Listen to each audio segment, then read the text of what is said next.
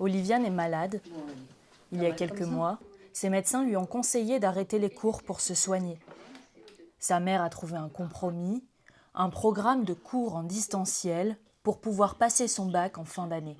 Il y a un emploi du temps qui est plus, on va dire, avec des temps synchrones, des visios face à des enseignants et des temps asynchrones et avec du travail en autonomie. Et de ce fait-là, en fait, elle a réussi à se créer des temps de pause où elle peut se reposer, où elle peut aller voir les médecins qui la suivent aussi, où elle peut recevoir ses traitements. 60 élèves, de la 5e à la terminale, participent au distance learning. Leurs problématiques sont variées. La plupart a un trouble scolaire anxieux, comme Corto. Moi, je suis en phobie scolaire, j'ai eu beaucoup de mal à aller à l'école.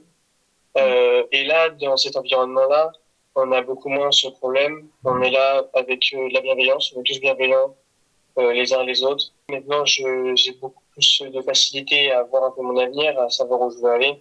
Je sais que je veux faire des études supérieures, que je veux devenir avocat. Bérénice de Bébucar connaît bien ce programme. Elle en est également la directrice adjointe. Inspiré par le homeschooling américain, le chef d'établissement Jean-Marie Chouepo a imaginé ce programme en 2018 et l'a lancé à la rentrée 2021 dans le contexte de la crise sanitaire.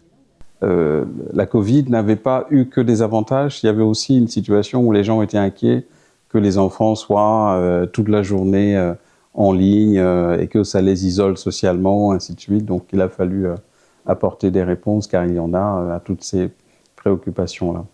Le distance learning prévoit alors des temps de regroupement des élèves et favorise leur retour au présentiel, même partiel.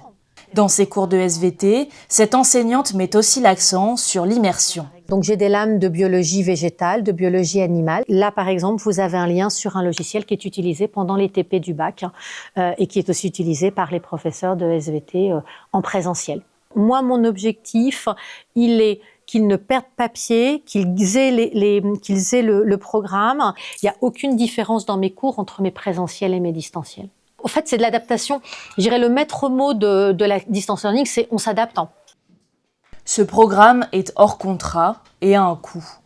Environ 400 € par mois pour rémunérer les enseignants. La MDPH peut prendre en charge une partie de cette scolarisation pour les élèves ayant un trouble reconnu.